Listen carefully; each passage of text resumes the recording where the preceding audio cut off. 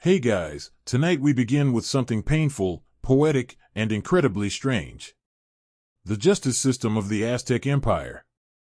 A civilization known for its pyramids, precision calendars, and yes, blood-soaked rituals. The Aztecs didn't just sacrifice people for religion. They also had a legal system. One filled with punishments that were as creative as they were terrifying. So, before you get comfortable, take a moment to like the video and subscribe, but only if you genuinely enjoy what I do here. And let me know in the comments where you're tuning in from and what time it is for you. It's always fascinating to see who's joining us from around the world. Now, dim the lights. Maybe turn on a fan for that soft background hum. And let's ease into tonight's journey together. Imagine stealing food and being dragged naked through the city while chili powder is rubbed into your wounds. Or being forced to inhale smoke until you passed out. All because you cut down the wrong tree. These weren't the acts of a madman. This was Aztec law. And in their world, punishment was both performance and policy. So, what were some of the strangest, most brutal, and occasionally hilarious ways the Aztecs kept order? Let's begin. When people think of the Aztec Empire, they often picture heart sacrifices, blood-soaked pyramids, and priests with obsidian knives. Not exactly a civilization known for its warm approach to human resources. But here's the thing.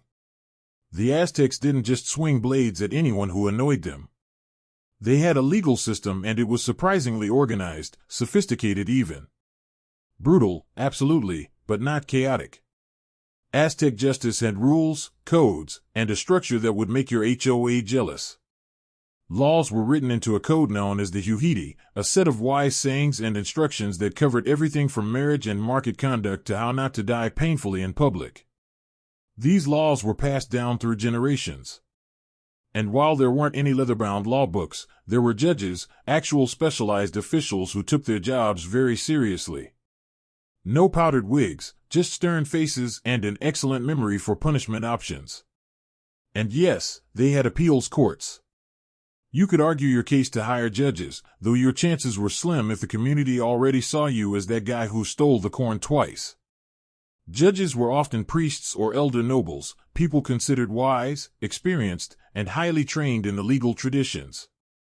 They weren't above taking bribes, sure, but if you were caught bribing them, you could be executed.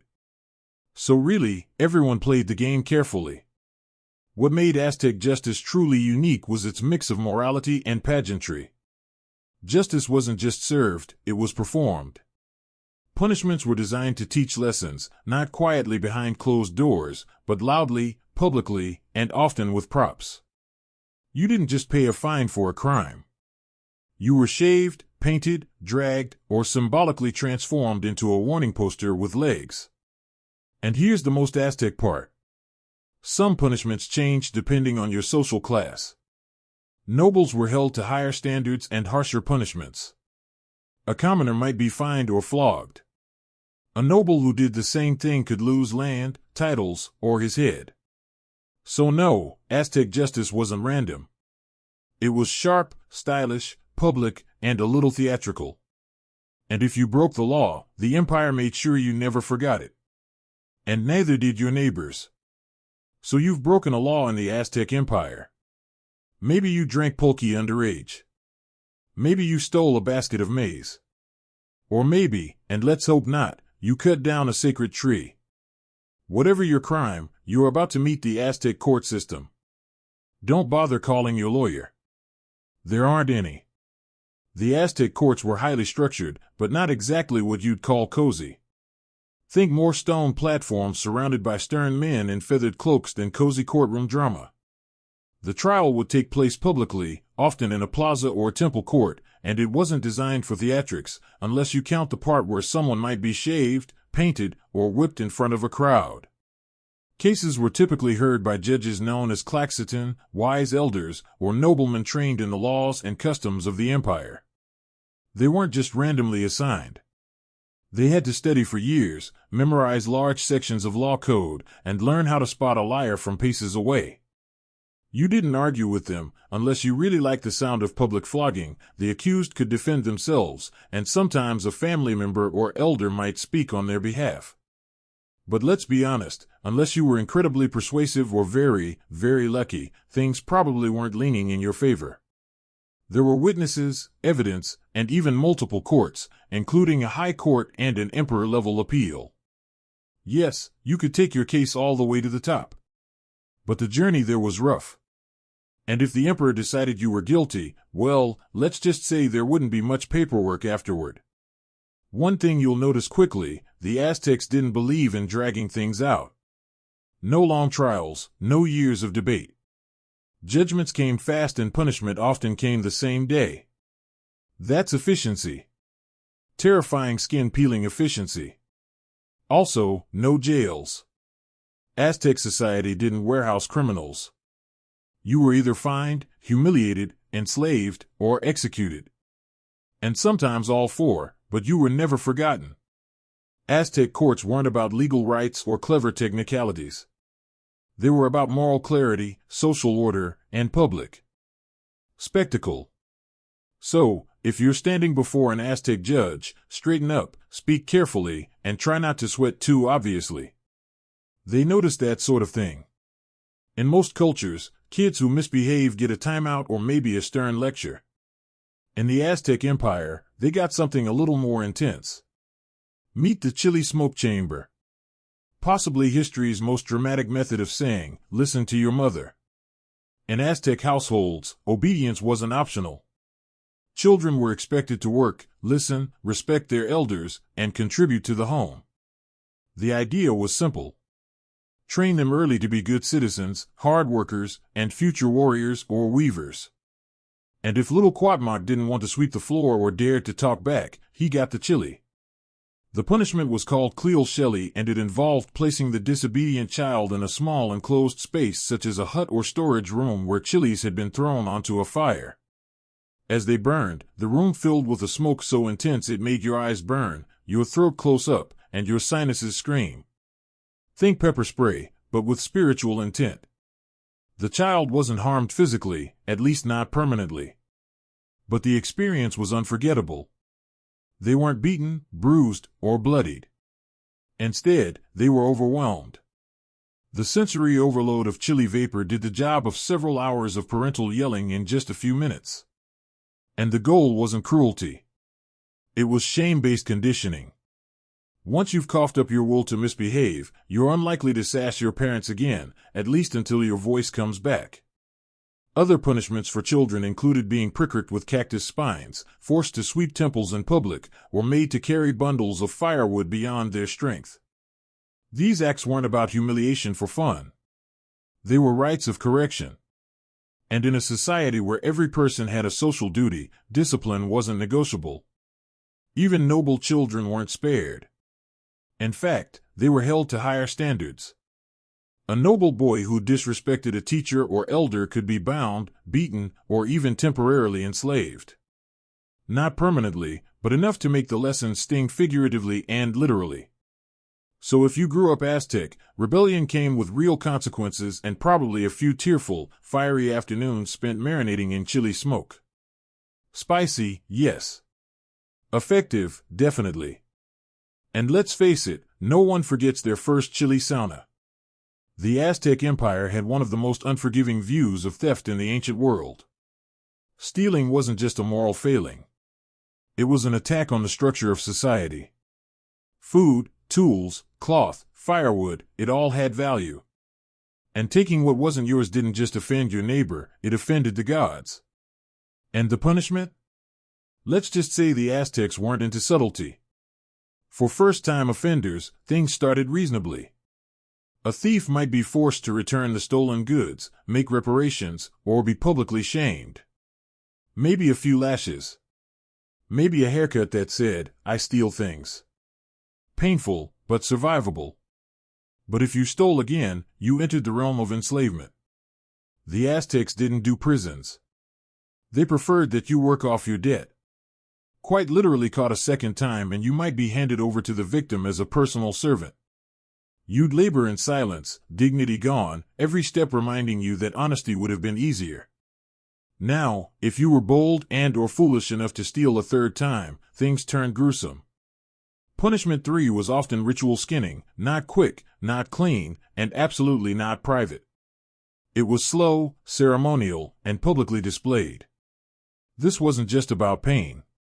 It was about symbolism. The skin was considered a sacred layer, a part of your identity. To remove it was to unmake you in the eyes of the community.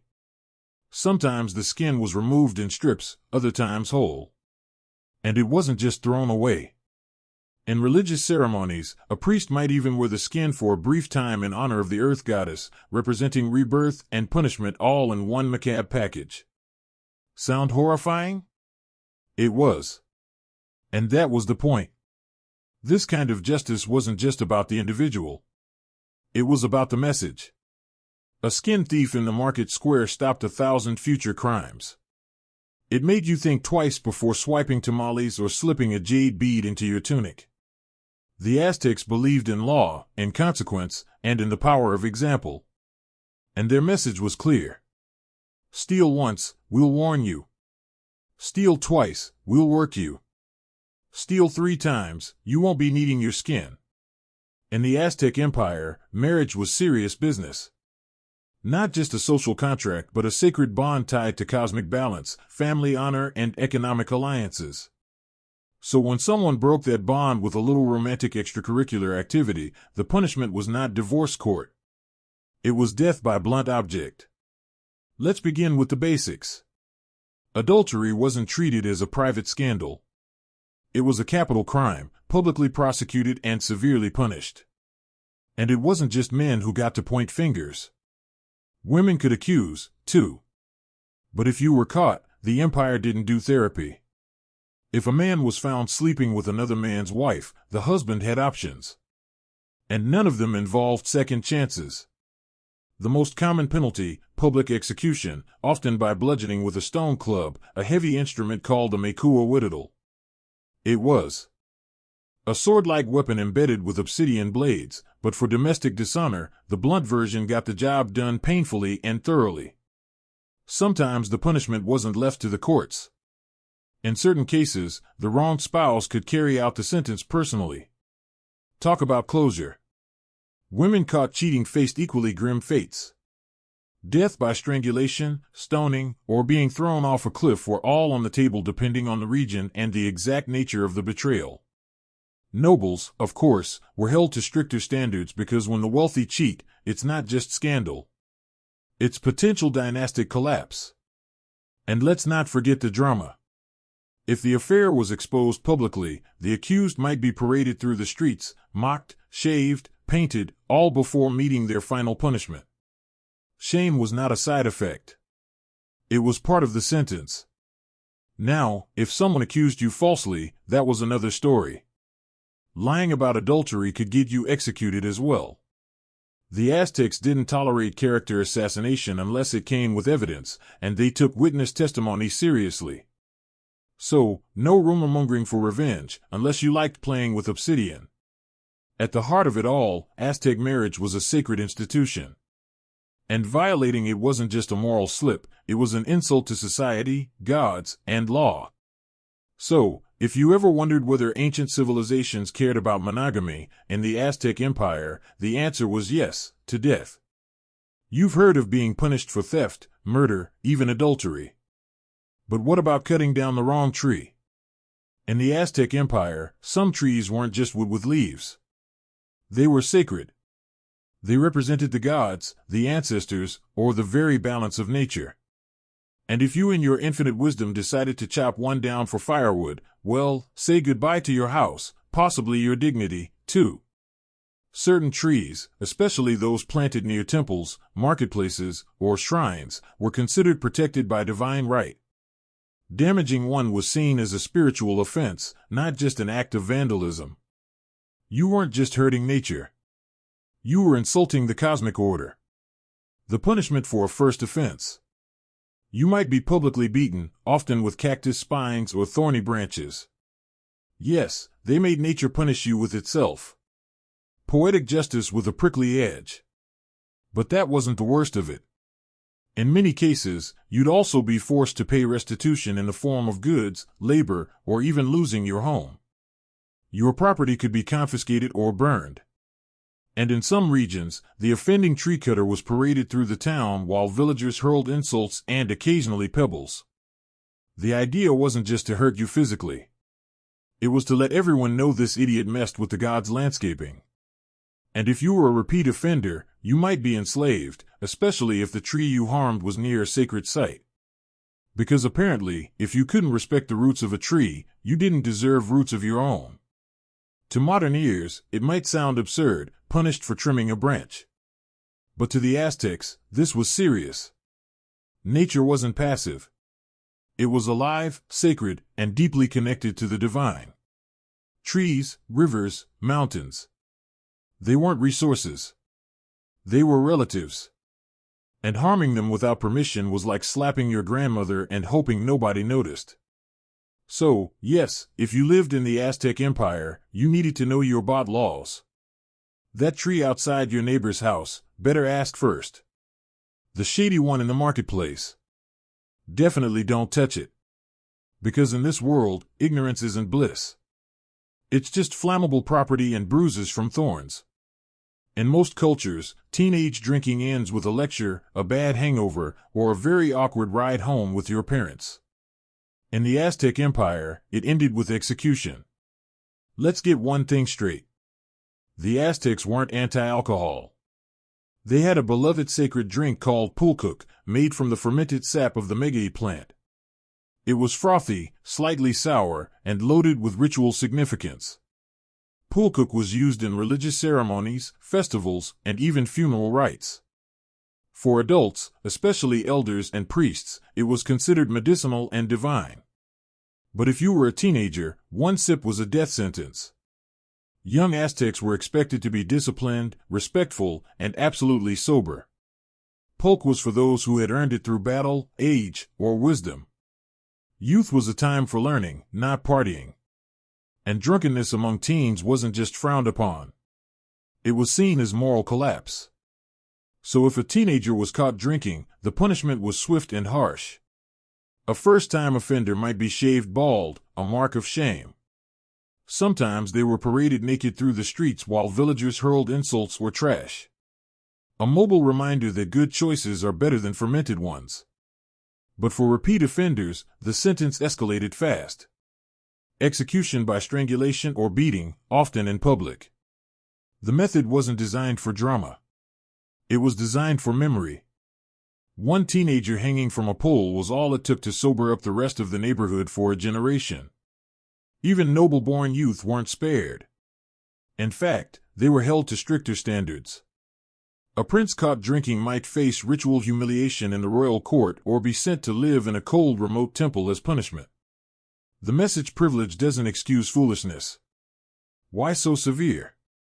Because the Aztecs saw drunkenness as a kind of spiritual rot, a gateway to laziness, disrespect, and disobedience.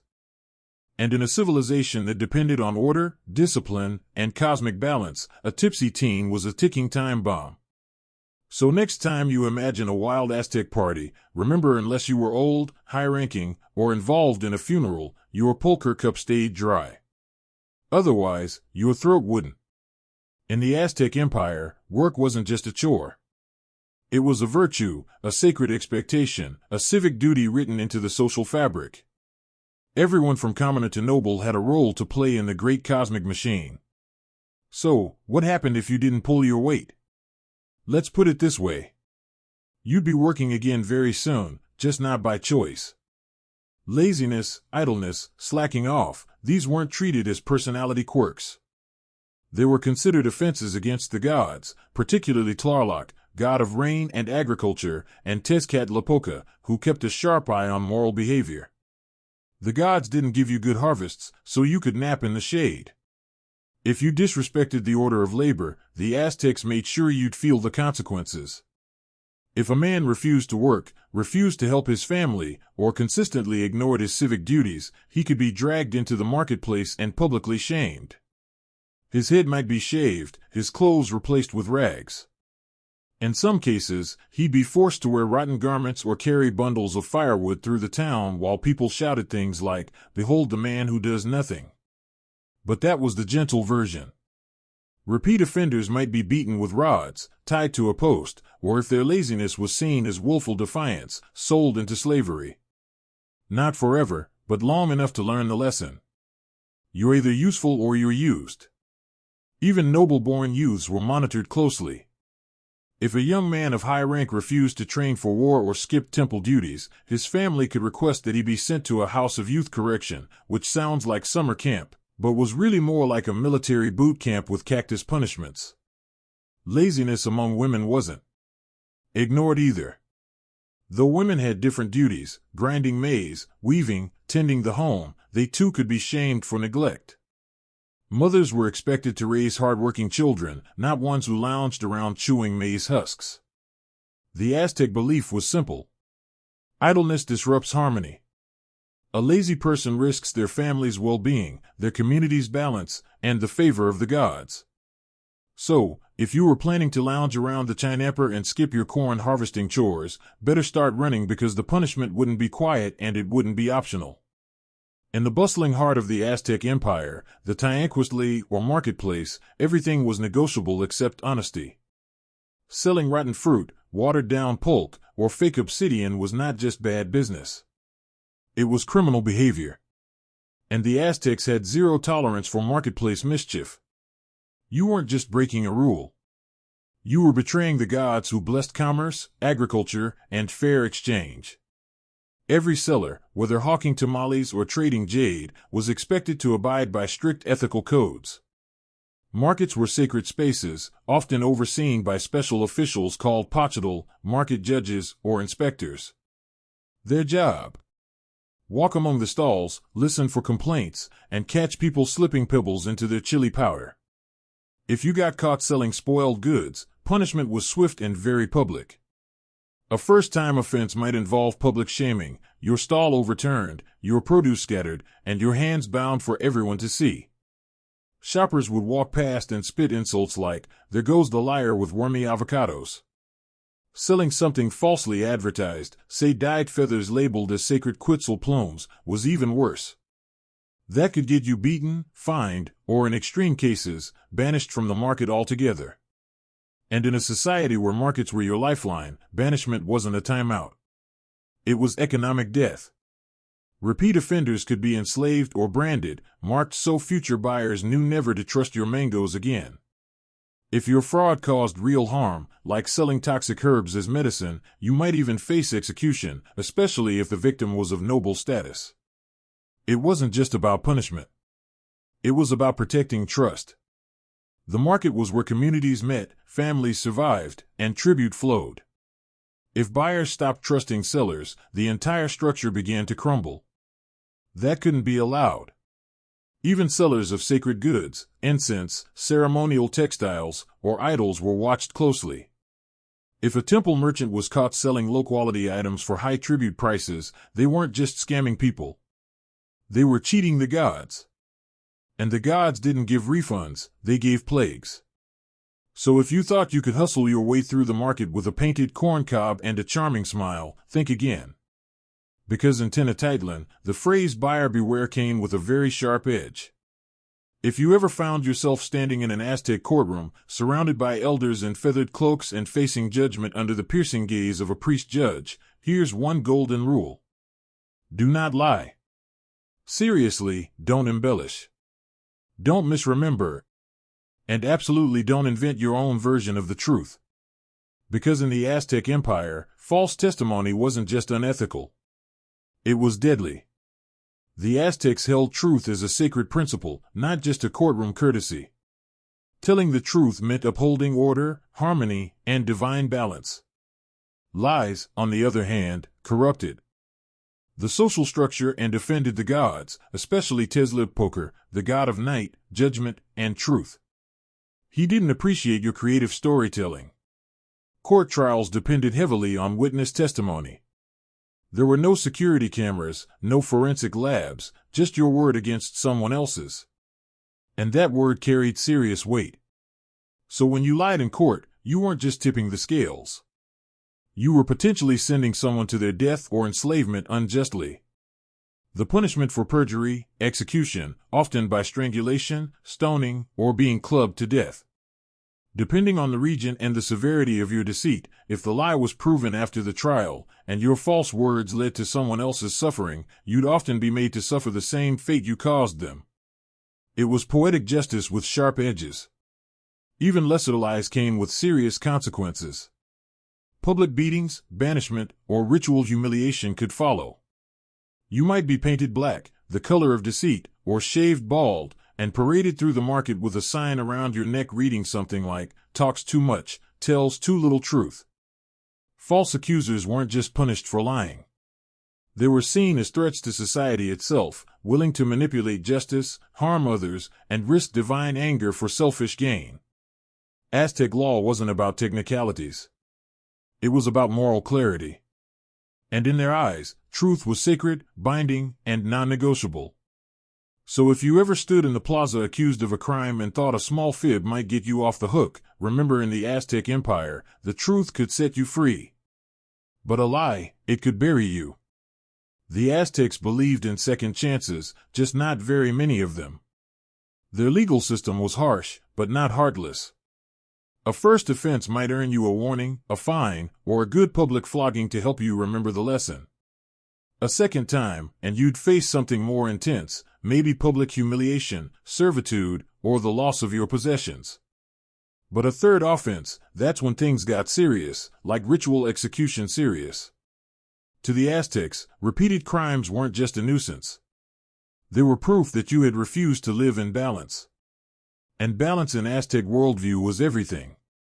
The crops grew because society worked. The sun rose because people obeyed their roles. So when someone broke the law again and again, they weren't just annoying, they were a threat to cosmic order. Let's say you were a thief. First time you return the goods. Second time you're enslaved. Third time you're skinned slowly in public with the full backing of the law and very possibly the neighborhood. Or maybe you lied in court. Again, the punishment wasn't just harsher than before. It was symbolic. Your repeated dishonesty made you inhuman in the eyes of society. And what happens to those who lose their humanity? They become examples, warnings, cautionary tales. And it wasn't just about physical punishment. Repeat offenders could lose their legal protection entirely. That meant anyone could harm, enslave, or publicly shame you. And you had no legal recourse. You weren't exiled. You weren't imprisoned. You were unpersoned. In some cases, a repeat offender could be permanently banished from the market, the village, or even their own family. Imagine being spiritually erased, not because the gods abandoned you, but because you abandoned the social contract one too many times. To the Aztecs, lawbreakers weren't inherently evil. They were correctable. But repeat offenders were something worse, unwilling to learn. And in a society where justice was public, swift, and divine, the state didn't waste time on those who refused to be rehabilitated. So if you got caught once, you were lucky twice, you were warned. But if you stood in that courtroom a third time, you were already gone. In modern justice systems, punishment often happens behind closed doors, courtrooms, jail cells, private hearings. But in the Aztec Empire, justice was street theater. Punishment wasn't just meant for the person who broke the law. It was designed to educate everyone else. The Aztecs believed that fear and shame were tools just as important as clubs and cactus whips. If someone saw your humiliation, they'd remember it long after the pain faded. And they'd think twice before stealing that tamale. That's why almost all punishments from flogging to execution were carried out in the open, usually in the center of the community, the plaza, the marketplace, or outside temples. These were the places where people gathered to trade, pray, and socialize. Perfect for teaching lessons in full view of your friends, family, and enemies. Imagine this. You're caught lying or stealing. You're dragged to the plaza. A crowd gathers. Your clothes are torn. Your head might be shaved. You're painted with black soot to mark your shame. And then the punishment begins. A beating, a binding, maybe a good chili smoking in a hut if you're still young and reckless. Children who disrespected elders might be made to carry heavy bundles of wood barefoot across town. Lazy workers could be paraded with signs around their necks. Adulterers could be stoned or strangled before a sea of silent or not-so-silent onlookers. Public punishment wasn't random cruelty. It was a ritual of memory. The Aztecs understood human psychology. Pain fades, embarrassment echoes, and that echo kept society in line. There were no prison systems, no lifelong incarcerations. The point wasn't to disappear wrongdoers. It was to transform them or destroy them in full view. Even executions were spectacles. A thief might be flayed, not in some dark back room, but in the square where he once sold stolen goods. His punishment became a living parable for every passerby. In Aztec law, privacy was for the innocent. The guilty were meant to be seen, heard, and remembered. Not just for what they did, but for what happened next. Because in this world, your real sentence wasn't just death or pain. It was becoming the lesson. In the Aztec Empire, punishment wasn't just about what you felt. It was about what you represented. It wasn't enough for you to hurt. You had to be seen, interpreted, and above all, understood. Because justice in Tenochtitlan wasn't just a legal process. It was a performance. And you were the unfortunate star. Let's say you stole something. Food, tools, clothing. If it was your first offense, maybe you weren't beaten. Instead, your head was shaved, your body painted with black soot, and you were paraded around in humiliating clothes, torn, oversized tunics or rags tied in knots that made you look ridiculous. Not physically painful, but symbolically devastating. Or say you lied in court. You might have your lips stained with charcoal to mark your deceit. Everyone would see it. Everyone would know. It didn't matter if you told the truth later. The stain told its own story. Even colors had meaning. Black was associated with deceit and shame. Red might mark a serious offense. Striped or dyed clothing could be reserved for public punishments. The Aztecs understood that the human eye doesn't forget what it's been trained to fear. Noble offenders were treated no differently. In fact, worse.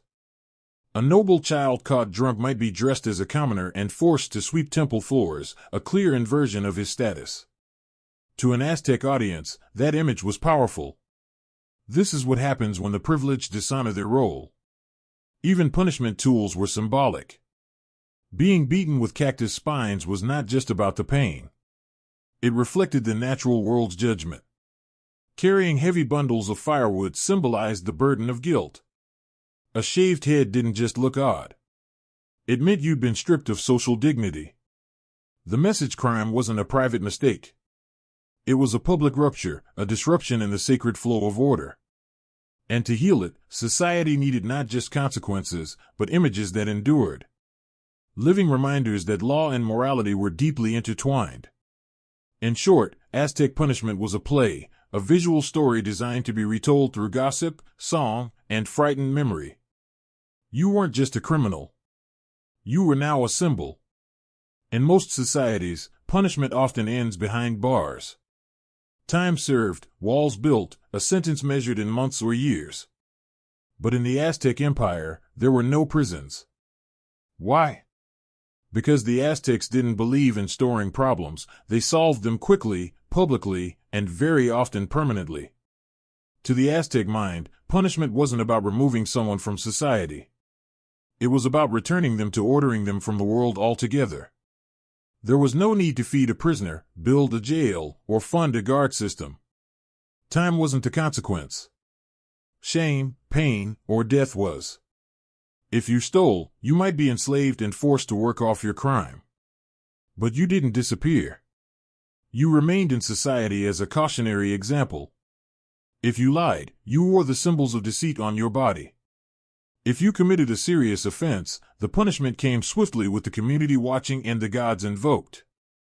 And if you couldn't be corrected, if you were a repeat offender, a danger to others, or simply defiant, then your story ended not behind a door with iron bars, but in the marketplace, the plaza, or the temple steps with no need for parole. Even noble prisoners such as captured enemy rulers or high-ranking criminals weren't jailed. They were housed temporarily in ritual captivity, treated according to status until their scheduled execution or sacrifice. Their time wasn't served. It was counted down. There were, however, small holding rooms, not prisons, but places to detain someone briefly before their punishment. These were sparse, guarded by warriors, and not used for rehabilitation. You weren't sent there to change. You were sent there to wait. This system worked because Aztec law relied on immediacy and visibility. Delayed punishment weakened its impact. Invisible punishment, like imprisonment, robbed society of the lesson. And in Aztec eyes, the lesson was the most important part.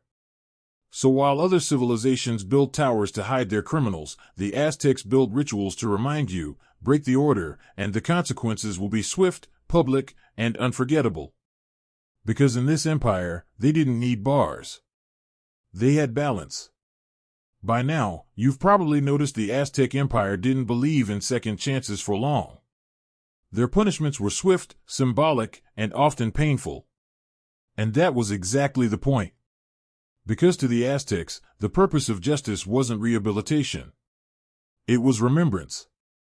Every punishment, whether it was a chili-smoked sauna, a cactus whipping, or being flayed in the plaza, was designed to etch the crime into collective memory for the offender, for the bystanders, for the entire community.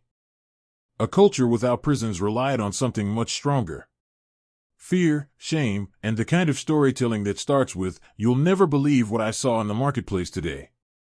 And that's what made the Aztec legal system so effective and so terrifying. It forced people to remember because if you didn't, you might not live long enough to forget. The entire society was wired for moral clarity. Children were taught early that wrongdoing brought not only pain, but spectacle. Adults knew that crime wasn't just a personal failure. It was a cosmic imbalance. The gods didn't want lengthy court cases. They wanted action, and the empire delivered. But here's the twist. For all its brutality, the system worked, at least for them. Social order was maintained. Markets ran smoothly. Children were respectful. Priests weren't pickpocketed during ceremonies. And if you ever thought about breaking a rule, all it took was one glance at the guy with the shaved head and suit's smeared face limping past you, and suddenly you remembered the rules quite clearly. The Aztecs didn't just punish, they performed morality. Every crime was an opportunity for education. Every consequence was theater. You learned not by reading a scroll, but by witnessing a punishment you never wanted to experience yourself. And if you couldn't learn, well, the system had room for that, too. In a society without long-term prisons, non-learners were recycled into warnings. You either remembered the rules or you didn't survive long enough to break them again. That was Aztec justice. Swift, symbolic, and unforgettable in all the ways that mattered. Before she was the scourge of Roman merchants and the symbol of seaborne defiance, Chota was a woman navigating the brutal politics of a rising Irian kingdom.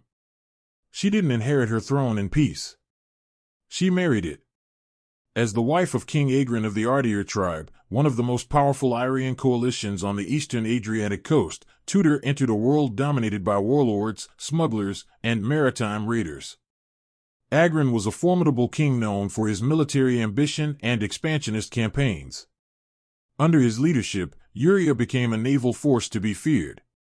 But in B.C., Tea's sudden death from illness or perhaps a drinking binge, depending on which ancient gossip you believe, left the throne in a precarious position, and Tudor stepped in not as a grieving widow but as the regent commander, for her underage stepson Pines. This was not a ceremonial position. Tudor didn't sit behind silk curtains waiting for advisors. She took the reins of power and, more importantly, of the navy. Her rule came at a time when piracy wasn't just tolerated. It was practically a national pastime. Irian pirates weren't criminals in the eyes of their own people. They were the backbone of the local economy. They raided merchant ships, demanded tribute, and controlled key trade routes through the Adriatic and Ionian seas. Under Tut's regency, piracy didn't just continue. It expanded. She encouraged it, licensed it, and defended it fiercely. To her, it was a legitimate form of warfare. And to many Arians, it was an honorable profession. Tudor knew what she was doing. In a world where Athens had faded, and Rome hadn't yet fully reached across the sea, she saw a vacuum, and she filled it with Arian sails. But while she may have had the Adriatic under control, her boldness would soon provoke a power that didn't take kindly to maritime interference. Rome, slowly but confidently expanding its reach, was watching. And as Arian piracy bled into Roman trade routes, Toyota's reign would no longer be a local affair. It would become an international problem, one the Romans decided needed a very permanent solution. The Queen of the Rocks and Sea had stirred a giant. Teuter's pirates weren't just raiding isolated merchant boats. They were striking at Roman convoys, demanding tribute from Greek cities under Roman protection, and even plundering ports along the western coastline. To Rome, this wasn't piracy. It was an insult. And Romans were not famous for letting insults go unanswered. By BCE, Roman senators had had enough. The Senate dispatched a formal diplomatic mission to Toyota's court. A warning cloaked in diplomacy, but with a blade behind the back. The lead ambassador, a Roman named Lucius Caranius, was known for his bluntness. His instructions were clear. Tell the Arian queen to stop the piracy or Rome would take action. When the delegation arrived, they were likely met in Skadra, Tot's capital. Imagine the scene. Marble columns, Arian guards with crested helmets, and a queen seated not in fear, but in full command. Tudor welcomed them, but when they delivered Rome's message, her response was frosty. She gave them the kind of answer only a monarch with salt in her veins would give. In her own words, as later recorded by Roman historians, she claimed that Arian kings had always permitted their subjects to make a living however they pleased, including through piracy. She essentially told Rome that what happened at sea was out of her hands. It wasn't exactly the answer Rome wanted. And then came a fatal mistake. One of the Roman envoys, perhaps emboldened by Roman pride or just plain arrogance, insulted Tudor publicly. He accused her of acting like a woman, implying she was weak, emotional, and unfit to rule. Whether it was sexism, diplomacy, or sheer stupidity, that remark cost him his life. Not long after, he was assassinated on Tudor's orders. A decision that would echo all the way back to the marble floors of the Roman Senate. Rome erupted in outrage. Killing a Roman envoy was more than a diplomatic breach. It was an act of war. And not just any war. This would be Rome's first military campaign across the Adriatic, the beginning of its expansion into the eastern Mediterranean. Tudor had made her move. Whether out of pride, policy, or sheer fury, she had crossed the line. Now Rome was coming, not with envoys, but with legions. The Queen had awakened the Republic's wrath, and there would be no more warnings. Tudor likely knew that Rome's retaliation wouldn't be small, but even she might have underestimated the scale and speed of the Roman response. In BCE, barely a year after the assassination of their envoy, Rome launched its first ever military campaign across the Adriatic Sea. It was swift, organized, and chillingly efficient. 2 consuls were dispatched with over ships, a fleet that dwarfed anything Uria had seen before. This wasn't a typical raid or a border skirmish. It was a full-scale invasion. Tota, still ruling as regent and supreme commander of the navy, prepared her forces as best she could.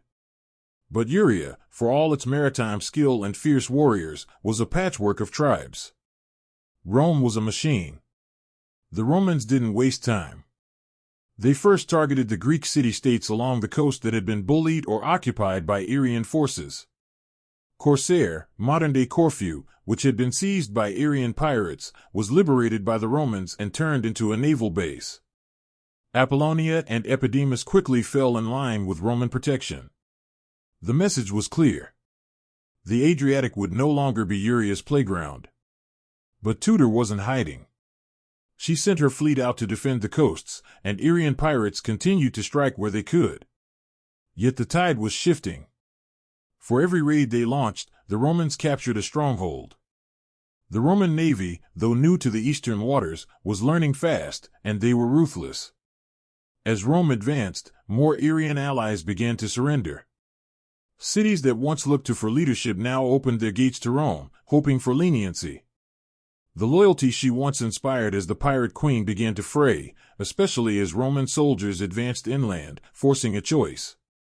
Stand with a besieged queen or survive. By the end of the year, Roman troops were within striking distance of Scadra, Tuteir's capital. What had started as a defiant act, a queen protecting her people's way of life, was rapidly becoming a siege. Tuteir now faced a decision no monarch ever wants to make. Fight until the bitter end and risk annihilation, or bow to a foreign power. The queen who had ruled the waves now found herself surrounded by enemy sails. Her fate and delirious hung in the balance. For with Roman forces closing in on Scadra and her allies collapsing one by one, Tuteir's once mighty influence began to shrink like a receding tide. Her network of coastal strongholds, vital for resupplying ships and launching raids, was crumbling under Roman pressure. The Adriatic Sea, once an Arian dominion, now bristled with Roman warships. The Queen of the Sea had lost her sea. But Tuteir was no fool. She may have ruled with defiance, but she knew when to bend, especially when survival was on the line. In BCE, facing overwhelming odds, she did what no one expected the proud pirate queen to do. She sued for peace. The negotiations were humiliating by design. Rome wanted to make an example of her. They demanded she give up most of the Arian coastline, surrender key forts, and most painfully abandon her beloved navy. Tuteir was allowed to rule only a small inland portion of her former kingdom. And even there, she had to promise never to sail beyond a narrow stretch of coastline with more than 2 unarmed ships. 2 unarmed ships. For a woman who once commanded fleets, it was a symbolic castration. The sea was no longer hers. The title of Pirate Queen had been forcibly retired, and the Adriatic now answered to Rome. But even in surrender, Tuteir wasn't completely broken. Though her political power was gutted, and her military reach clipped, she retained her title and remained regent for a short time. Her ability to survive the storm quite literally showed the cunning and realism that had defined her rule. In a world where other rebellious rulers were often executed or dragged in chains through Roman triumphs, Tuteir was spared. Perhaps Rome respected her tenacity. Or perhaps they feared turning her into a martyr. Still, her influence faded quickly. Soon after the peace agreement, Tuteir disappears from historical record. Her stepson Pinus would eventually rule in name, though always under Roman oversight. Tuteir, once a queen with command over waves and warriors, faded into silence. But she was far from forgotten. In Roman memory, she was the first to challenge them on the open sea. And in Arian legend, she remained a symbol of resistance. A woman who dared to defy a rising empire and nearly got away with it.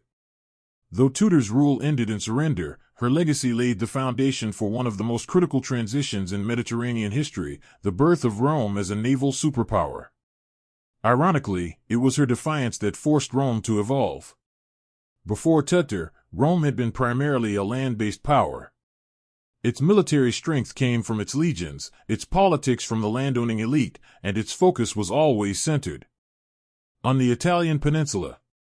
The sea that was for traders and Greeks or for pirates like the Arians, but Tuteir changed that. The First Arian War, sparked by her bold resistance and the assassination of a Roman envoy, was Rome's first serious engagement across the Adriatic. It required building fleets, mastering sea routes, and learning how to occupy and administer coastal cities. This wasn't just a temporary expedition. It was an initiation. Tuteir didn't just anger Rome. She forced them to expand. And Rome took notes. They didn't dismantle the pirate system and leave. They replaced it. After their victory, Rome established protectorates along the Arian and Greek coastlines, securing trade routes that had previously been at the mercy of Tuteir's raiders. They installed friendly rulers, collected tribute, and built a lasting presence. The Adriatic, once Arian blue, now shimmered with Roman sails. It's easy to overlook the significance of this.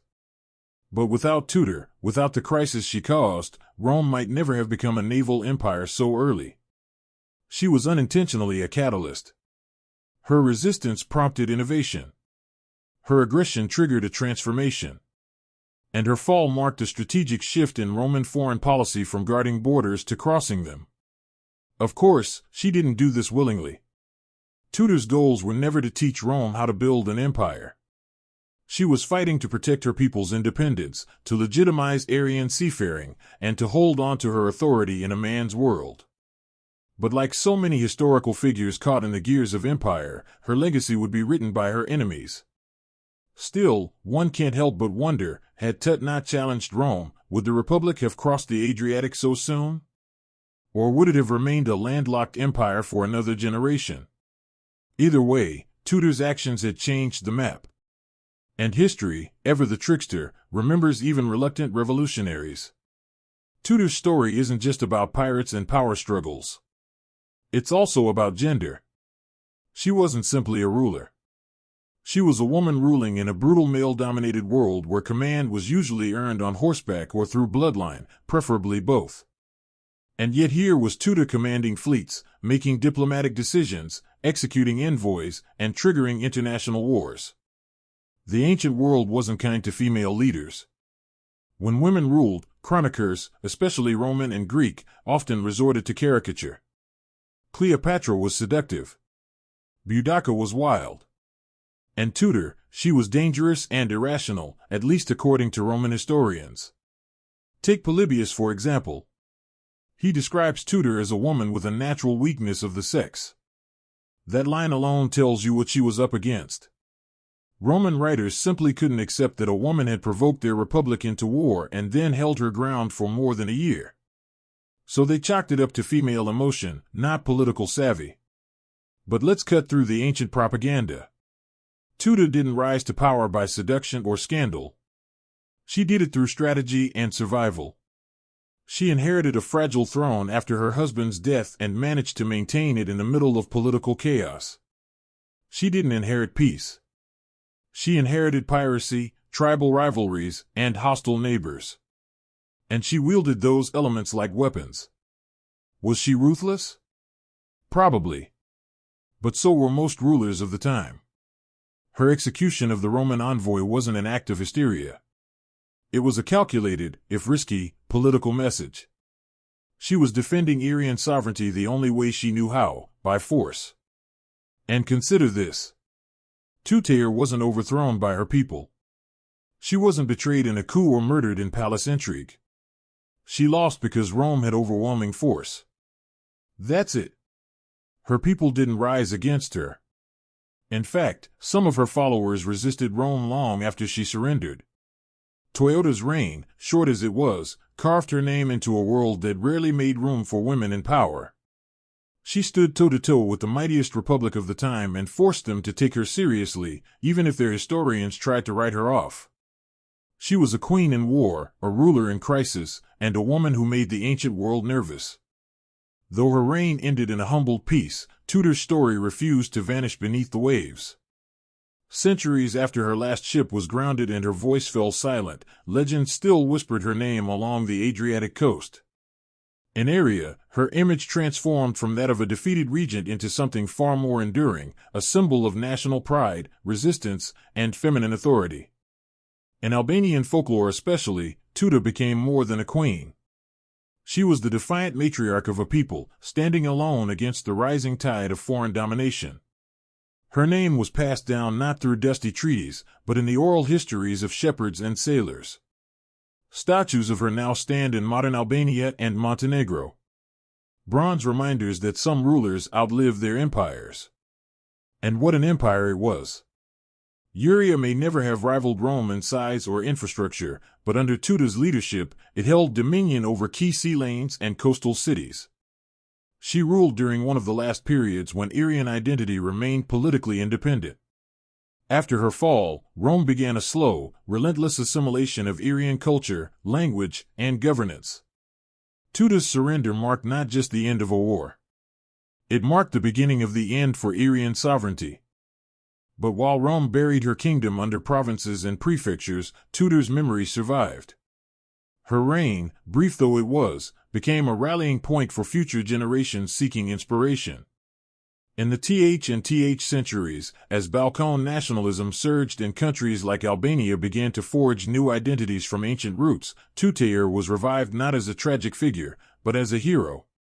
Textbooks praised her courage. Streets and schools bore her name. She wasn't just a queen anymore. She was an ancestor of defiance. Even in modern scholarship, her story continues to provoke debate. Was she a reckless pirate or a pragmatic leader forced to embrace piracy as state policy? Was she a tyrant or a woman backed into a corner by the death of her husband and the ambitions of an empire? Whatever the truth, Tutur occupies a rare space in ancient history. A woman who refused to apologize for her power and whose decisions, for better or worse, reshaped an entire sea. Her ships may have been scuttled, but her legend, it still sails. Over time, Tutur's historical reality blurred into something mythic, a figure half-draped in truth, half-draped in legend. And it's easy to see why. A queen ruling a coastal kingdom, commanding pirates, defying Rome, and vanishing from history without a clear end. That's the stuff legends are made of. In coastal towns like Koto and Ulking, stories are still told of a queen who once ruled from a towering castle by the sea. Locals will point to crumbling ruins and say, that was the stronghold, even when archaeology offers little proof. She is said to have thrown herself from cliffs to avoid Roman capture, to have hidden treasure in secret island caves, and to have cursed the waters that betrayed her. None of it can be confirmed, but none of it has ever really needed to be because Tutur wasn't just a person anymore. She became a symbol, and symbols are immune to conquest. Even the sea seems to echo with her presence. The name Queen Tutur is engraved on modern cruise ships, hotels, and cultural festivals.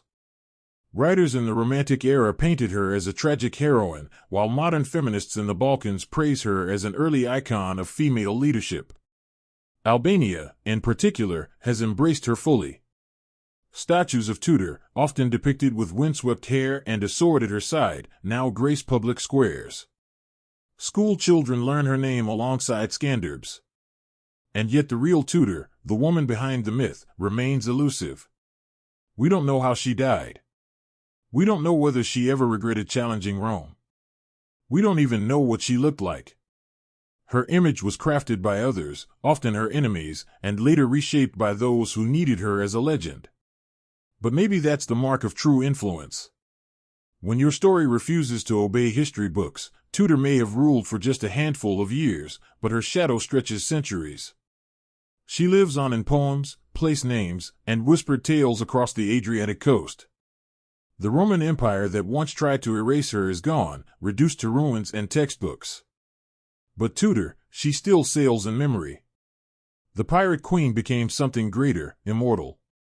Today, Tutur's name resonates far beyond the annals of ancient history.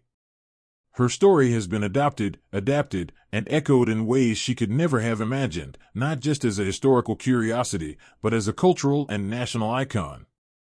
In Albania, Montenegro, and across the Western Balkans, she represents something vital, the fierce independence of a people who refuse to be swallowed by empires. Her story speaks loudly in a region that has known centuries of occupation, division, and struggle. For Albanians especially, Toyota has become more than a queen. She's a symbol of national identity. Her legacy has been woven into the cultural revival movements of the th centuries, fueling resistance to foreign domination and inspiring pride in a pre-Roman Aryan heritage. In a world where borders have shifted countless times, where languages and loyalties have blurred, Tutur is a constant rooted in stone, salt, and defiance. Her name is found everywhere, from naval vessels and passenger ferries to sports teams, businesses, and even a women's football club. Schools teach her as a national hero.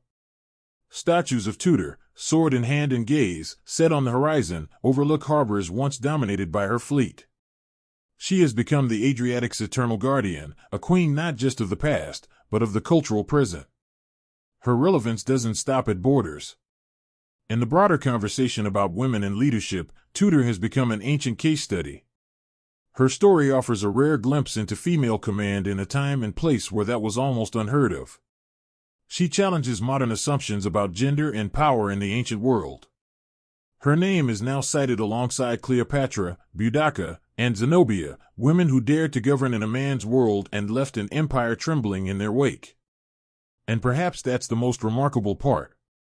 That a woman so poorly documented by her contemporaries, remembered mostly through the insults of Roman writers, now stands tall as a figure of empowerment, sovereignty, and bold resistance. Tudor ruled for only a few stormy years, but her name has weathered centuries. And in every port that still remembers her, every story whispered to a child about the queen who defied Rome, Tudor sails on, not in warships, but in memory. The sea was her kingdom, and the story her lasting throne. The United States pulled off one of the most astonishing real estate deals in history. With the stroke of a pen and the exchange of $1 million, President Thomas Jefferson bought a colossal piece of land from France, the Louisiana Territory. This wasn't a few acres outside New Orleans. This was over square miles of uncharted wilderness stretching from the Mississippi River all the way to the Rocky Mountains and beyond. Jefferson was thrilled. The land would ensure room for westward expansion and secure control over vital trade routes. But there was one small problem. Nobody really knew what was out there. Maps were vague. Rumors swirled about giant mountains, woolly mammoths, a mythical northwest passage to Asia, and river systems that could either carry you to the Pacific or nowhere at all. Jefferson needed answers, and fast. He wanted to turn that blank map into something tangible, something real. So he devised a plan. Send a small elite team west to explore the new territory, chart its geography, establish relations with native tribes, and ideally find a direct water route to the Pacific Ocean. For this unprecedented task, Jefferson turned to Meriwether Lewis, his personal secretary, a former army captain, and someone with an insatiable curiosity for science and nature. Lewis, in turn, chose William Clark, an old friend, military veteran, and skilled outdoorsman to co-lead the journey. The pair had different personalities. Lewis was introspective and intense, while Clark was steady, practical, and social. But together they balanced each other perfectly. Their mission was to gather information, not to conquer. They were to take notes on everything: animals, plants, rivers, rocks, and languages. They were diplomats, naturalists, and explorers rolled into one. But let's be clear, this was not a stroll through the woods. The expedition would carry them through untamed rivers, dense forests, scorching plains, and snowy mountains. There were no supply stations, no GPS, no lifelines, just handwritten journals, iron determination, and the hope that the Pacific lay somewhere out there in the fog of the West. Thus, the stage was set. A young nation had bought a vast mystery, and two men were about to step into it, armed with nothing but their courage and a mandate from the president. Before they could step into the wilderness, Lewis and Clark needed a team, and not just any band of travelers. They needed men who could row upstream for weeks, hunt their own food, repair broken equipment, fight if needed, and get along in close quarters with no privacy for years. In short, men tough enough to survive anything. This elite group would be known as the Corps of Discovery. In the winter the recruitment began. Lewis and Clark set up camp at Camp Du Bois just north of St. Louis on the eastern side of the Mississippi River. It would serve as their training ground and staging area. They recruited primarily from military outposts, hardy frontiersmen, skilled riflemen, and disciplined soldiers. Most were in their single and eager for adventure. Among them were men like George Dreward, a master tracker and interpreter, and John Ordway, a strict but capable sergeant who helped enforce discipline. Each recruit swore an oath to the expedition. This wasn't just a scouting party. It was an arm of the U.S. government carrying the hopes of a growing nation. Lewis and Clark would lead, but every man had a role to play. Blacksmiths, carpenters, hunters, cooks, even musicians were included to help boost morale. Supplies were no less essential. The crew loaded up a custom-built keelboat complete with a sail, OES, and a cabin. They packed trade goods to offer native tribes: beads, knives, mirrors, peace medals with Jefferson's image, as well as medical kits, scientific instruments, muskets, gunpowder, and over lb of ink and paper for journals. The men drilled every day through the winter. They practiced rowing, sailing, portaging, and marksmanship. They learned how to survive together, how to follow orders, and how to trust their captains. Discipline was strict. Desertion could mean flogging. But the unity they forged would become their greatest weapon on the journey ahead. By May the Corps was ready. Over men strong, they set off up the Missouri River, rowing against the current into a land few Americans had ever seen. It was the beginning of a journey that would take them over mountains, through tribal nations, and all the way to the Pacific. Or so they hoped. On May 10th, the Corps of Discovery officially departed from Camp Du Bois and began rowing up the Missouri River, the longest river in North America. For the men on board, it was the start of something legendary, though they had no idea how long it would last or what they would face. The terrain ahead was uncharted. The maps were blank. Everything was guesswork. The first stretch of the expedition was grueling. The Missouri's strong current worked against them. Each day meant hours of backbreaking effort, pulling ropes from the riverbanks, pushing poles into the riverbed, or hoisting sails when the wind cooperated. There were sandbars, submerged logs, swarms of mosquitoes, and sweltering summer heat. But even in those early days, Lewis and Clark made it clear that this was not just a voyage. It was a scientific expedition. Every evening they meticulously recorded observations, plant species, animal behaviors, weather patterns, and river conditions. They sketched maps and measured distances with chains and sextants. They weren't just exploring. They were documenting the new American frontier. The Corps passed through lands occupied by numerous Native American tribes, people who had lived there for generations and knew the rivers and plains intimately. The expedition's first major interaction came with the Otto and Missouri tribes near present-day Nebraska. The meeting was formal, diplomatic, and crucial. Clark presented gifts and medals, while Lewis explained the United States' new claims over the territory, a concept that many Native leaders viewed with skepticism. Still, diplomacy prevailed for now. The Corps pressed on. Wildlife became both a marvel and a threat. Grizzly bears, previously unknown to the Americans, proved far more aggressive than anticipated. Swarms of gnats and mosquitoes tormented the men relentlessly.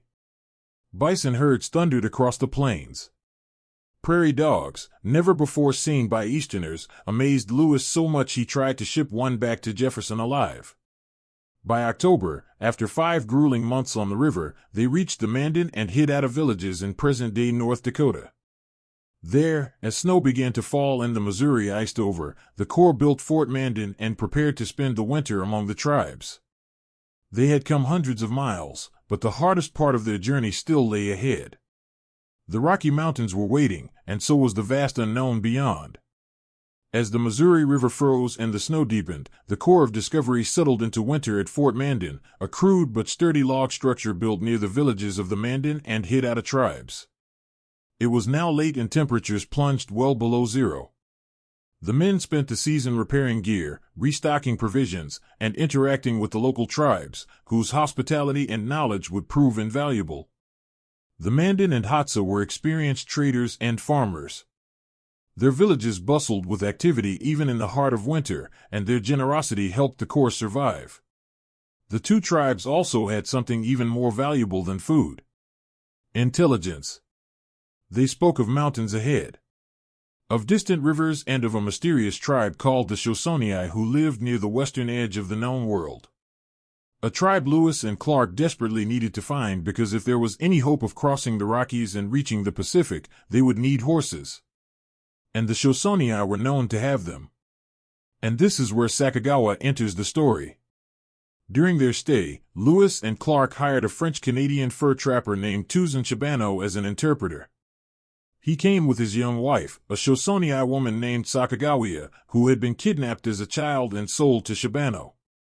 Though still a teenager and pregnant at the time, Sacagawea quickly proved far more than just the trapper's wife.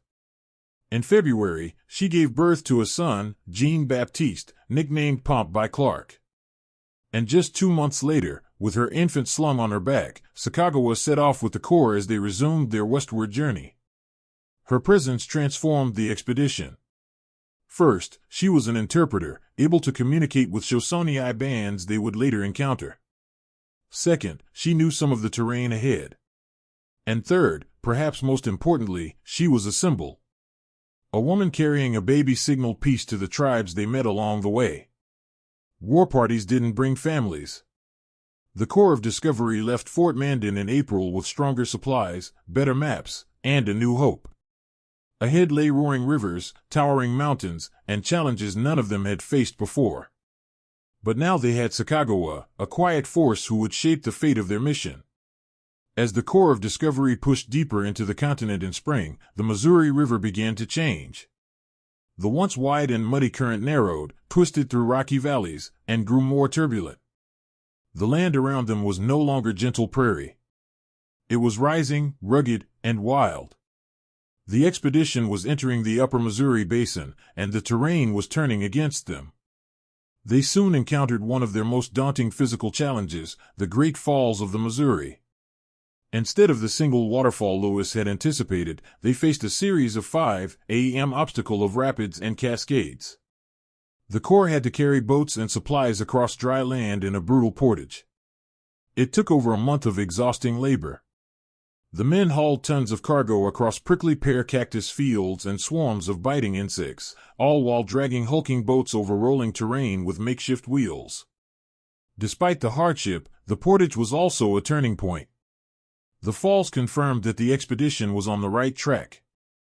Native accounts had mentioned the falls, and reaching them proved that the fabled Northwest Passage, if it existed, might lie just beyond, but the river didn't lead them to an easy route west. Instead, it led them straight into the Rocky Mountains. By August, the Corps had reached the Three Forks of the Missouri, where the river splits into the Jefferson, Madison, and Gallatin.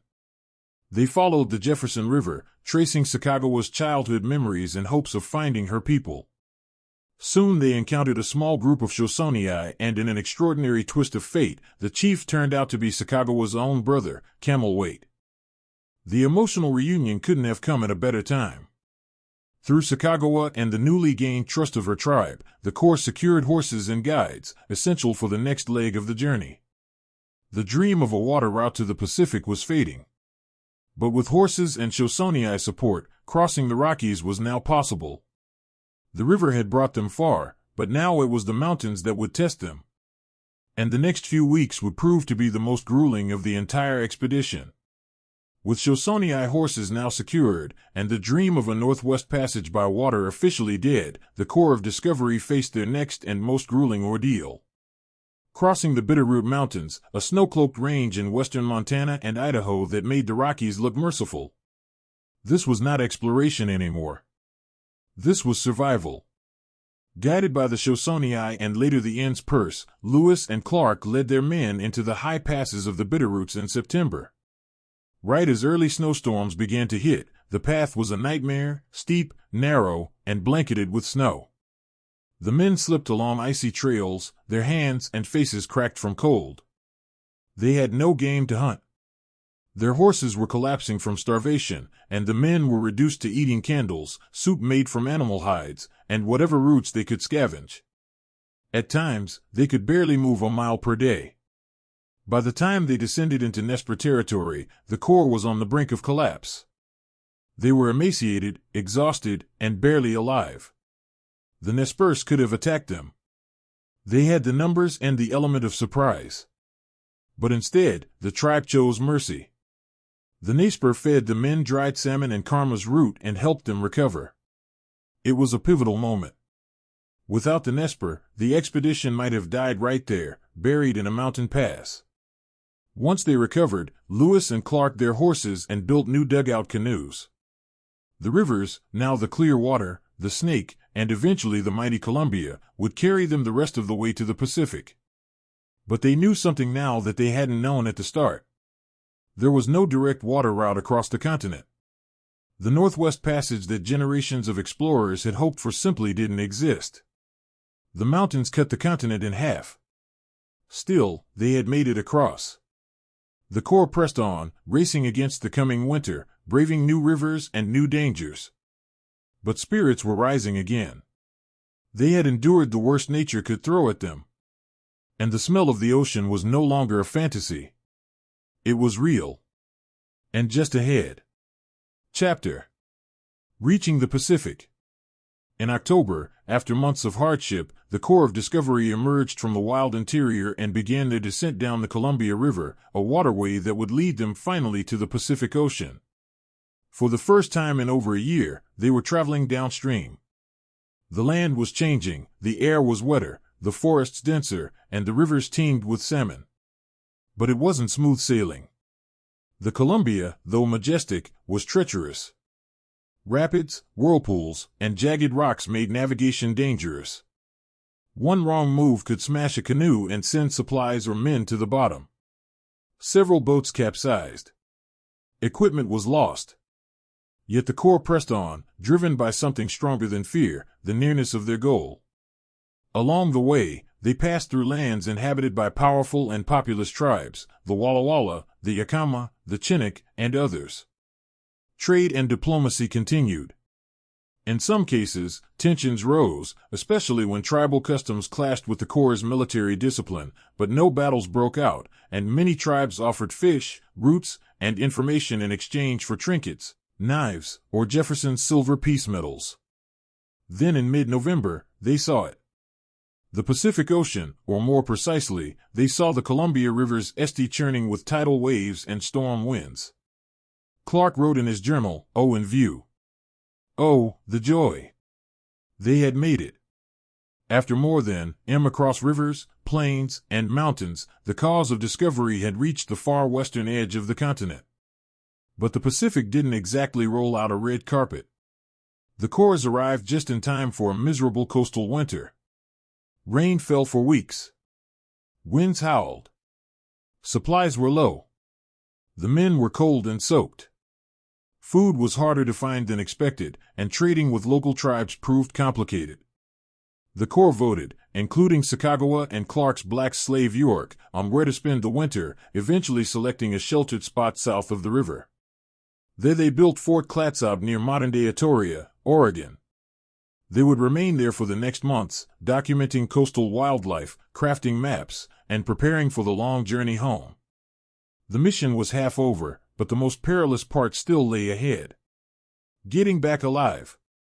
In March, after 4 soggy, bone-chilling months at Fort Clatsop, the Corps of Discovery packed their gear, burned what they couldn't carry, and turned eastward.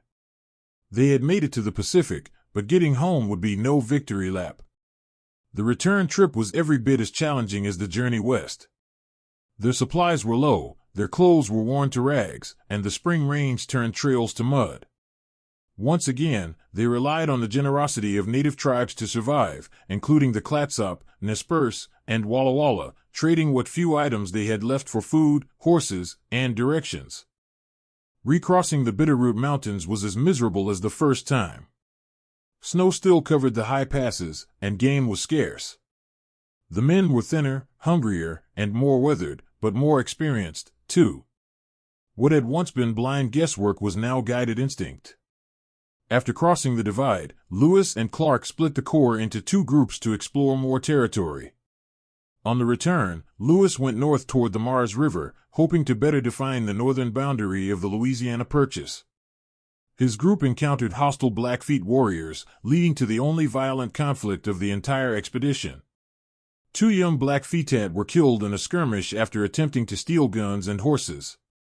Clark's group, meanwhile, followed the Yellowstone River, carving new routes and naming landmarks, including the famous Pampas Pillar, which still bears Clark's name etched into the rock. By late summer, the 2 groups reunited near the Missouri River. Spirits were high. The land now seemed smaller. Landmarks once unfamiliar were now old friends. When they reached the settled edge of Missouri, news spread quickly. They had made it back alive. The Corps returned to St. Louis on September RD. Greeted like heroes. They had been gone over years. Many had assumed they were dead, but they returned with maps, journals, new plant and animal species, and detailed information about dozens of native tribes. They had crossed the continent, and more importantly, proved it could be done. For a young nation still finding its identity, the return of Lewis and Clark wasn't just the end of a journey. It was the beginning of a frontier. The return of the Corps of Discovery marked the end of an epic journey, but also the beginning of its legacy. Lewis and Clark were hailed as national heroes. Their journals were praised. Their maps became the foundation of American westward expansion. They had not found a continuous water route to the Pacific, but what they brought back was far more valuable, a clear picture of the vast, rich, and complex American West. President Jefferson was thrilled. The expedition had fulfilled its mission and then some. The scientific specimens alone were astonishing. Plants, animals, fossils, even live animals like prairie dogs and magpies were sent to Washington. The detailed accounts of native nations, their customs, languages, and political structures became essential reading for future explorers and policymakers. But for Lewis and Clark, the story didn't end so cleanly. William Clark went on to a long public career. He became governor of the Missouri Territory and superintendent of Indian affairs.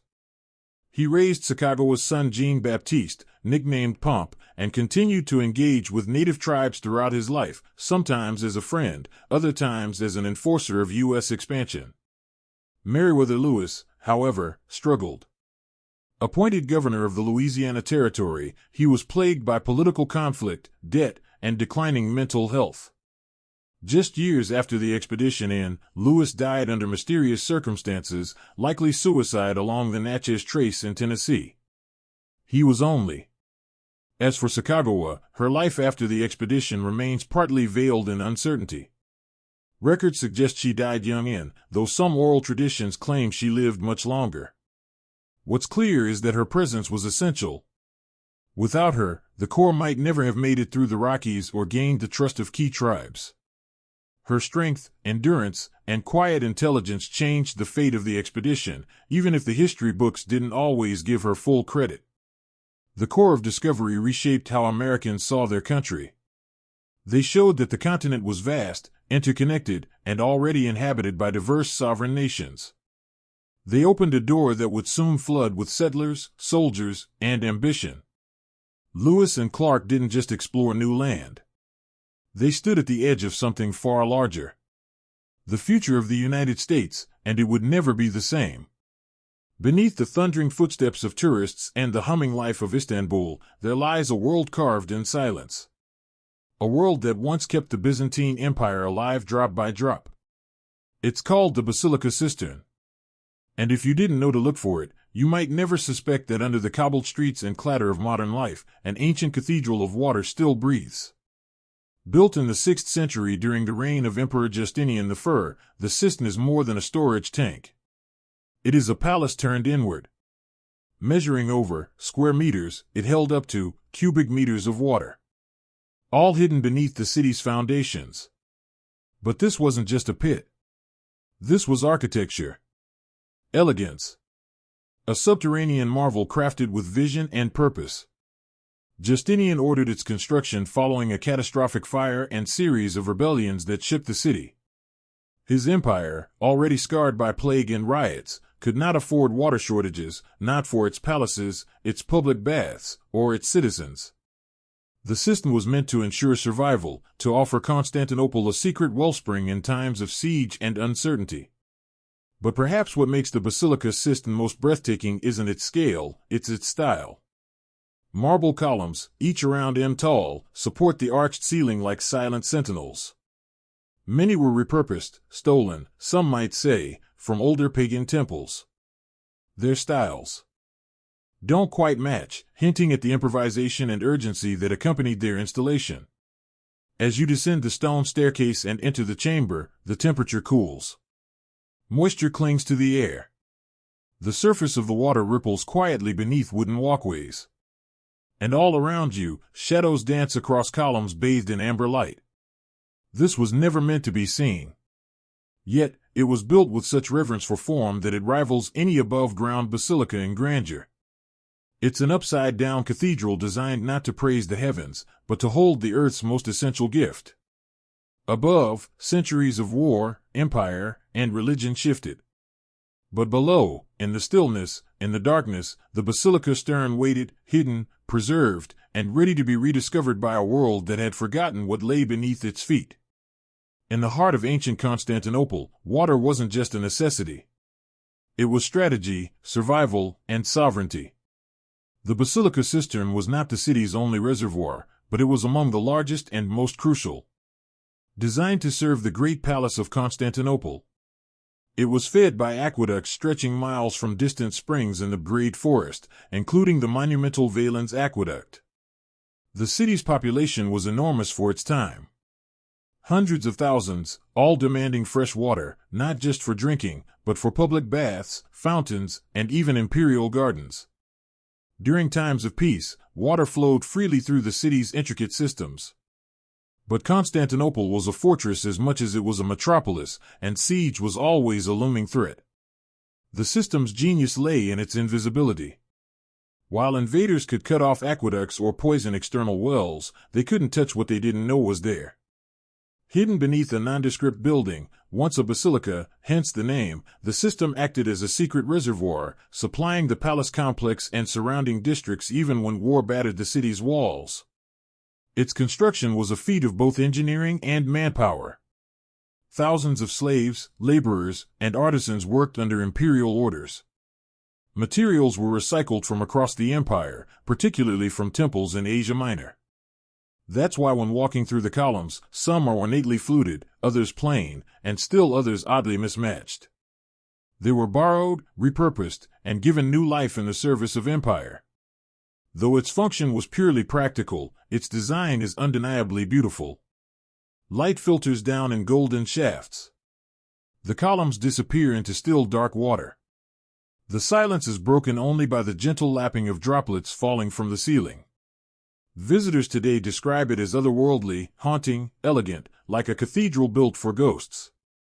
Over the centuries, as empires fell and others rose, the Basilica Cistern slowly faded. Beneath the bustling streets of Istanbul lies something ancient. Something silent. Something nearly forgotten.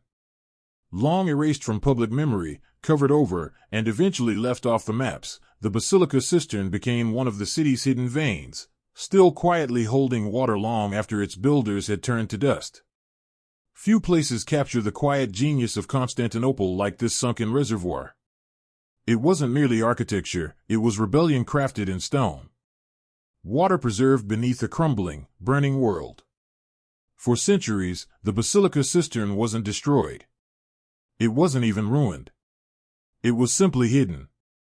As Byzantium faded and the Ottomans rose, the city shifted, churches became mosques, palaces were rebuilt, streets were redrawn. But beneath it all, the cistern waited. Silent. Forgotten. Still working. By the time the Ottomans took Constantinople in 1453, the cistern had already vanished from living memory. The Ottomans, brilliant builders in their own right, had new methods of water storage. The Byzantine systems? Left untouched. Not demolished. Just ignored. But wonders buried don't stay hidden forever. Whispers began to stir. Locals in Istanbul's Sultanahmet district claimed they could draw up water, even fish, by lowering buckets through basement floors. Some spoke of strange echoes, voices in the dark. Others noticed their cellars remained cold, even in the peak of summer. In 1545, 1,000 years after its construction, a scholar named Petrus Gilius followed the rumors.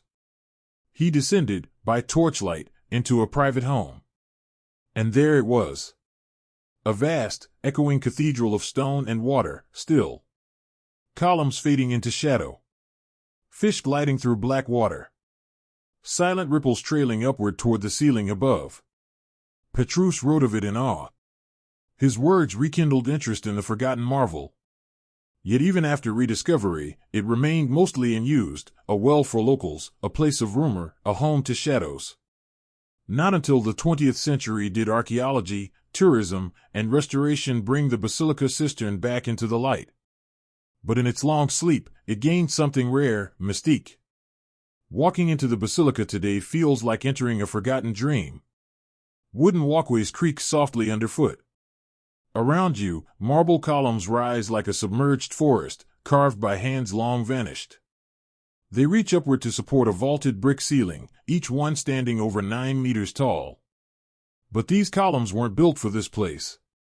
They were recycled from abandoned temples, palaces, ruins across the empire. Roman, Greek, pagan. A patchwork of lost cultures. Some smooth, some fluted, some cracked and bent, each a silent tale without a storyteller. The ceiling arches above in quiet splendor. Damp air hugs your skin. Light dances on water, reflecting shadows that seem older than language. Water drips, soft and rhythmic. Carp swim below, descendants of those placed here centuries ago, the last to never leave. This place doesn't command reverence. It earns it. Here, columns hold more than stone. They hold memory. Empire. Emptiness. Continuity. And then, in a far shadowed corner, past rows of flickering light and stone, the Medusa heads. 2 enormous carvings, origins unknown. One lies sideways, eyes half closed. The other, upside down, her serpents dangling toward the dark water. No explanation. No plaque. Just presence. The Basilica Cistern is not just a monument. It is a legend carved in silence, holding the weight of forgotten empires, waiting for you to listen. Dampness, her face eerily calm. No plaque explains them. No inscription reveals their source. They simply are. Where did they come from? Most scholars believe they were brought from a late Roman temple, possibly dedicated to the goddess Athena, and reused as convenient building material. Another example of Justinian's empire repurposing its past. But the fact that 2 identical mythological figures were chosen, both hidden in a dark corner of the system, suggests something more than random recycling. Medusa in Greek mythology was a gorgon, a creature with snakes for hair whose gaze could turn men to stone. Symbolically, her image was often used as a form of protection, carved on doorways, shields, and floors to ward off evil. Could this be why she was placed here? A protective talisman beneath the surface, guarding the lifeblood of the city, or is it something more political? Some historians argue that placing Medusa upside down or on her side was a symbolic gesture, a rejection of pagan power in favor of Christian rule, as if to say, the old gods are underfoot now, silent, powerless. Don't quite match, hinting at the improvisation and urgency that accompanied their installation. As you descend the stone staircase and enter the chamber, the temperature cools. Moisture clings to the air. The surface of the water ripples quietly beneath wooden walkways. And all around you, shadows dance across columns bathed in amber light. This was never meant to be seen. Yet, it was built with such reverence for form that it rivals any above-ground basilica in grandeur. It's an upside-down cathedral designed not to praise the heavens, but to hold the earth's most essential gift. Above, centuries of war, empire, and religion shifted. But below, in the stillness, in the darkness, the Basilica Cistern waited, hidden, preserved, and ready to be rediscovered by a world that had forgotten what lay beneath its feet. In the heart of ancient Constantinople, water wasn't just a necessity. It was strategy, survival, and sovereignty. The Basilica Cistern was not the city's only reservoir, but it was among the largest and most crucial. Designed to serve the great palace of Constantinople, it was fed by aqueducts stretching miles from distant springs in the Belgrade forest, including the monumental Valens Aqueduct. The city's population was enormous for its time. Hundreds of thousands, all demanding fresh water, not just for drinking, but for public baths, fountains, and even imperial gardens. During times of peace, water flowed freely through the city's intricate systems. But Constantinople was a fortress as much as it was a metropolis, and siege was always a looming threat. The system's genius lay in its invisibility. While invaders could cut off aqueducts or poison external wells, they couldn't touch what they didn't know was there. Hidden beneath a nondescript building, once a basilica, hence the name, the system acted as a secret reservoir, supplying the palace complex and surrounding districts even when war battered the city's walls. Its construction was a feat of both engineering and manpower. Thousands of slaves, laborers, and artisans worked under imperial orders. Materials were recycled from across the empire, particularly from temples in Asia Minor. That's why when walking through the columns, some are ornately fluted, others plain, and still others oddly mismatched. They were borrowed, repurposed, and given new life in the service of empire. Though its function was purely practical, its design is undeniably beautiful. Light filters down in golden shafts. The columns disappear into still dark water. The silence is broken only by the gentle lapping of droplets falling from the ceiling. Visitors today describe it as otherworldly, haunting, elegant, like a cathedral built for ghosts. Over the centuries, as empires fell and others rose, the Basilica Cistern slowly faded. Beneath the bustling streets of Istanbul lies something ancient. Something silent. Something nearly forgotten. Long erased from public memory, covered over, and eventually left off the maps, the Basilica Cistern became one of the city's hidden veins, still quietly holding water long after its builders had turned to dust. Few places capture the quiet genius of Constantinople like this sunken reservoir. It wasn't merely architecture, it was rebellion crafted in stone. Water preserved beneath a crumbling, burning world. For centuries, the Basilica Cistern wasn't destroyed. It wasn't even ruined. It was simply hidden. As Byzantium faded and the Ottomans rose, the city shifted, churches became mosques, palaces were rebuilt, streets were redrawn. But beneath it all, the cistern waited. Silent. Forgotten. Still working. By the time the Ottomans took Constantinople in 1453, the cistern had already vanished from living memory. The Ottomans, brilliant builders in their own right, had new methods of water storage. The Byzantine systems? Left untouched. Not demolished. Just ignored. But wonders buried don't stay hidden forever. Whispers began to stir. Locals in Istanbul's Sultanahmet district claimed they could draw up water, even fish, by lowering buckets through basement floors. Some spoke of strange echoes, voices in the dark. Others noticed their cellars remained cold, even in the peak of summer. In 1545, 1,000 years after its construction, a scholar named Petrus Gilius followed the rumors. He descended, by torchlight, into a private home. And there it was. A vast, echoing cathedral of stone and water, still. Columns fading into shadow. Fish gliding through black water. Silent ripples trailing upward toward the ceiling above. Petrus wrote of it in awe. His words rekindled interest in the forgotten marvel. Yet even after rediscovery, it remained mostly unused, a well for locals, a place of rumor, a home to shadows. Not until the 20th century did archaeology, tourism, and restoration bring the Basilica Cistern back into the light. But in its long sleep, it gained something rare, mystique. Walking into the basilica today feels like entering a forgotten dream. Wooden walkways creak softly underfoot. Around you, marble columns rise like a submerged forest, carved by hands long vanished. They reach upward to support a vaulted brick ceiling, each one standing over 9 meters tall. But these columns weren't built for this place. They were recycled from abandoned temples, palaces, ruins across the empire. Roman, Greek, pagan. A patchwork of lost cultures. Some smooth, some fluted, some cracked and bent, each a silent tale without a storyteller. The ceiling arches above in quiet splendor. Damp air hugs your skin.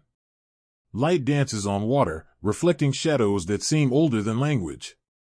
Water drips, soft and rhythmic. Carp swim below, descendants of those placed here centuries ago, the last to never leave.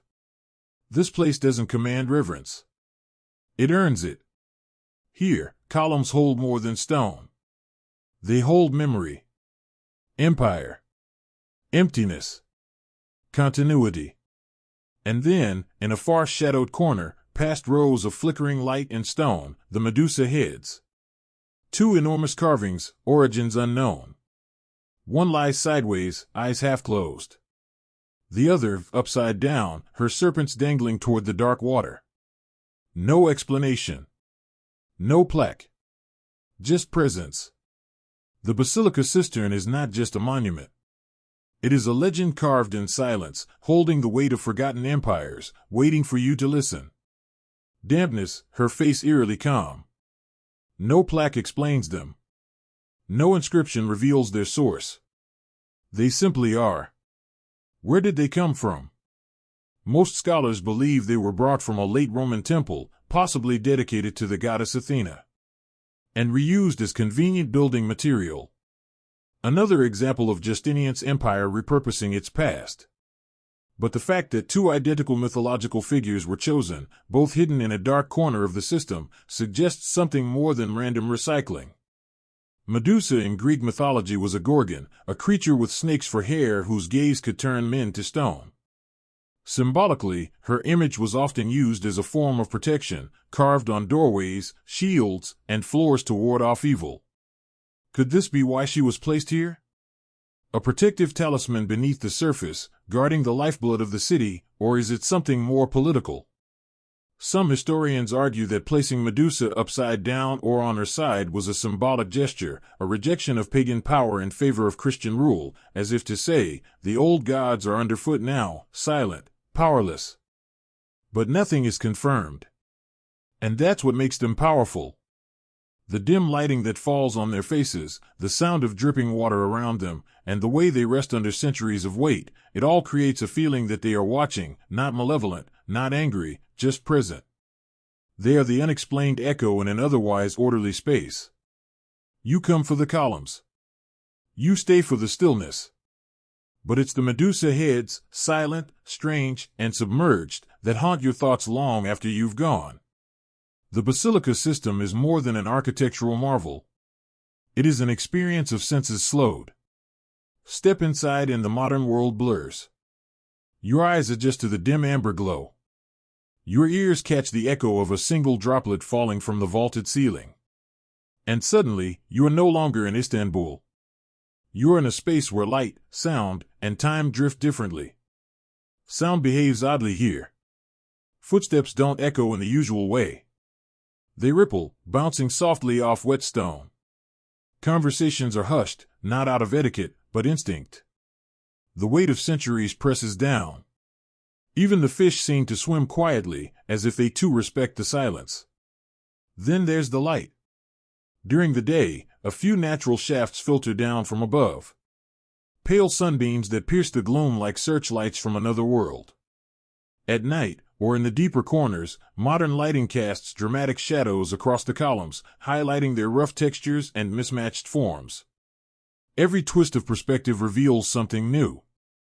A different column base, a change in ceiling height, the glint of moisture on a stone face. The still dark water only a few feet deep now becomes a mirror. It reflects the columns above, doubling the height of the space and turning the system into a hall of illusions. At times, it's hard to tell where the stone ends and its reflection begins. The surface is occasionally broken by the gentle ripple of a fish or the fall of a droplet as if the cistern is breathing. Slow, calm, ancient. In modern times, artists and musicians have been drawn here to perform. Its acoustics are unmatched. The hum of a single cello, the slow chant of a voice becomes otherworldly. The system doesn't just echo. It holds sound like it holds water. Long after it's been made. But even without music, the space feels alive, not haunted, but aware. Every arch feels like a gateway. Every column a sentinel. Every sound a whisper from another era. The Basilica system isn't just something to see. It's something to feel. A sacred pause beneath the noise of a city. A place where shadow becomes story and silence becomes a kind of song. For centuries, the Basilica system existed in the margins, a practical space built for survival, later forgotten and then rediscovered. But in the modern age, it has become something entirely different, a symbol of Istanbul's layered identity, a blend of empire and myth, water and stone, east and west. Restoration efforts began seriously in the S as interest in preserving Istanbul's ancient wonders grew. The system had suffered neglect, flooding, and occasional misuse, even serving at times as a dumping ground or illegal fishery. But conservation teams drained the water, reinforced crumbling columns, and installed wooden walkways and subtle lighting. It was officially reopened to the public. Tourists began to trickle in, then flood in. What had once been invisible beneath the surface of the city became one of Istanbul's most visited landmarks. Travel magazines marveled at it. Photographers sought its shadows. Writers found metaphors in its stillness. Directors, of course, saw something else entirely: atmosphere. The Basilica Cistern soon became a cinematic backdrop, lending its haunting ambience to everything from documentaries to blockbusters. Most famously, it appeared in the James Bond film From Russia with Love, where rose a small boat between the columns beneath Istanbul. More recently, it was featured in Inferno, adapted from Dan Brown's thriller, turning the ancient reservoir into a stage for modern suspense. But the cistern is more than a film set. It is a mirror of Istanbul itself. A city constantly built atop its own past. Churches beneath mosques, palaces beside skyscrapers, history underfoot. The cistern reminds us that even beneath our everyday lives, the remnants of great civilizations remain, waiting patiently, hidden just beneath the surface. Its transformation from utility to icon is part of what gives it power. It no longer holds water for emperors, but it holds meaning for locals, for travelers, for artists. It connects the present to the past without words or ceremony. A place once built in secrecy now draws the world to whisper its name. It is no longer just a system. It is a threshold to mystery, memory, and the unseen heart of a city that refuses to forget. Walking through the Basilica Cistern today, it's easy to forget how fragile it once was, how close it came to being lost entirely. The structure has no lavish entrance, no towering facade. It was never meant to dazzle. It was meant to disappear. And yet, it has survived earthquakes, invasions, neglect, and the unyielding march of time. But survival doesn't happen by accident. The system owes its preservation to a series of quiet guardians. Not emperors or generals, but engineers, scholars, and curious locals who refused to let it fade. During the Ottoman period, it was unofficially maintained by residents who accessed it through wells and cellars. They may not have known its full scale, but they valued what it offered: cold, clean water, and perhaps a sense of mystery beneath their homes. In the Th centuries, scholars like Petrus Gillas and later Turkish archaeologists began documenting the system in earnest. They mapped its columns, traced the origin of its marble, and began asking the questions that turned it from a hidden space into a subject of fascination. Their quiet dedication became the first steps toward restoration. And in modern times, it's the caretakers, guides, and preservationists who guard it now. Maintaining its structure, balancing humidity, controlling algae, and ensuring visitors walk safely on suspended walkways. The still water must be managed, the columns must be monitored. Even the light must be delicately balanced. Too much and it shatters the mood. Too little and the past slips back into shadow. It is also guarded by storytellers. Those who share its history, who translate the silence into meaning. Every guide, every documentary, every quiet traveler who lingers a moment longer in front of the Medusa heads. They too become keepers of the system. And let's not forget the locals, Istanbulites who grew up hearing tales of fish in basement wells, of shadowy stone rooms beneath the city. For them, the cistern is not just a tourist site. It is a neighbor, a legend they've always known was just below the surface.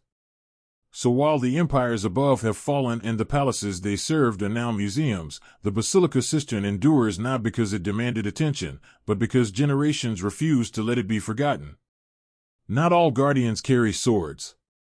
Some carry flashlights, notebooks, or simply respect. The Basilica Cistern is more than stone and water. It is memory suspended in silence. Beneath the pulse of modern Istanbul, it remains untouched by the rush of taxis, the clang of tram bells, or the call to prayer ringing out above. Here, everything slows. You do not visit the system so much as descend into it, as if entering a dream whispered by the earth itself. Its true power lies in its stillness. Nothing here is loud. Nothing insists. The columns don't shout. The arches don't boast. The Medusa heads don't explain themselves. And yet everything speaks softly, patiently, if you know how to listen. The water mirrors the ceiling. The ceiling mirrors time. You begin to wonder if the place is really underground or just outside the edge of reality. This isn't the kind of monument that celebrates conquest or faith. It doesn't have golden domes or mosaic saints. It simply endures. Its beauty is in how it refuses to vanish. How it turns the practical into the poetic. Built to hold water, it now holds wonder. Each visitor leaves with something different. For some, it's awe that a structure so ancient could still be so intact. For others, it's tranquility, a moment of escape from the chaos above. And for many, it's mystery. Why were the Medusa heads placed that way? Who shaped these columns? How many forgotten hands labored in silence to build this place that still breathes today? As the tour ends and you climb the steps back toward daylight, the spell doesn't quite break. You emerge. Into the sound of cars and footsteps, into sunshine and the smell of roasted chestnuts, but part of you stays behind. Part of you still hears the dripping water, still sees the flicker of gold light on ancient stone. The Basilica Cistern is not just a relic. It is a reminder that beneath every empire, every city, every story, there is something deeper, something older, something waiting in the dark. Still waters run deep, they say. And in the heart of Istanbul, they echo forever.